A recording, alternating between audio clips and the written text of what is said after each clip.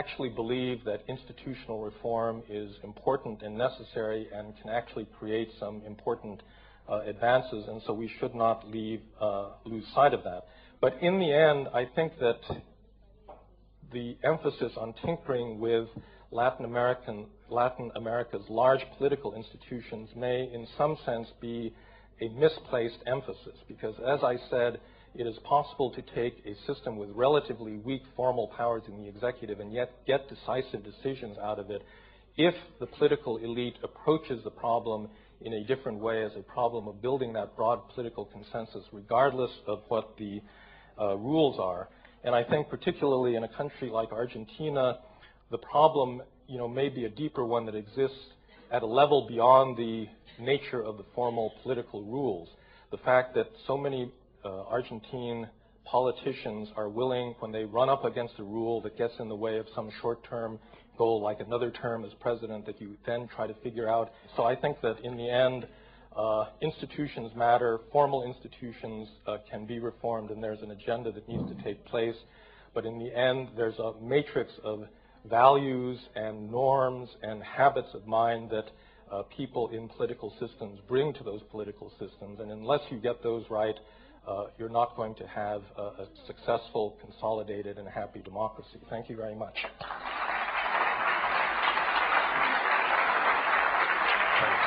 Thank you.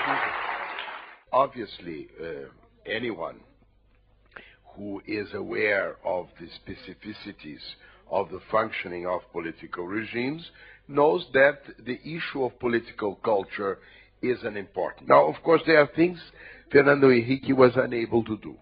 One of them, for instance, was fiscal reform. Las ideas políticas y cómo la sociedad las asume es un tema tan importante como las instituciones. I have essentially a question for Francis Fukuyama, and relates to how important do you think is the role of academic institutions, intellectuals, and the role of an independent press in ensuring really the existence of checks and balances in society and on the political system. And that gets into the first question about how you create political will. I mean, there's no magic formula for this, but I think that if you look at the big reform efforts, for example, a lot of the unwinding of the welfare state in the United States and in Europe, it first begins actually with academic institutions, with think tanks, with a conceptual framework, a set of ideas that justify and explain, hopefully on the basis of empirical evidence, a certain set of public policies. And then these have to be entered into the political debate, and people have to argue in favor of them. And I think Thatcher didn't get her agenda only by the extraordinary powers given her by a Westminster system. She also made the case to the British public about the virtues of markets over state regulation and the like. I think that's really what Ronald Reagan did. Whether you like his reforms or not, he was known as the great communicator because he was able to explain that agenda in terms that people could understand and relate to within the political system. I think institutions are important, but there's so many other factors that determine the success of a political reform agenda. And, social scientists hate the term leadership because leadership implies, particularism and luck and accident and all sorts of things that never fall into a generalizable model. But there's absolutely no question that these accidents make a big difference. Y pienso también que la posible idea de la incorporación de Venezuela al Mercosur va a ser un problema de mucha dimensión, no solo porque no se sabe cómo es la negociación del acceso de Venezuela al Mercosur, en fin, se va a tener una arancel externo común, etcétera, etcétera, como fueron las negociaciones con Bolivia y Chile, que se quedaron como miembros asociados porque tenían problemas, por ejemplo, en materia del arancel externo común. Además, Mercosur tiene una lógica que es la lógica de la contigüidad, ¿no? Y Venezuela es un vecino de Brasil, pero no es un vecino de Argentina, no es un vecino de Uruguay, no es un vecino de Paraguay.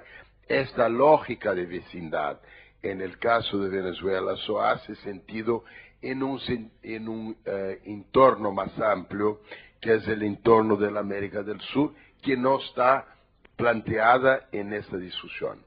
Hugo Chavez can be self-legitimating because he's got, high oil prices, and he'll probably be successful as long as oil prices stay high, and he doesn't really have to confront the real consequences of that kind of populism.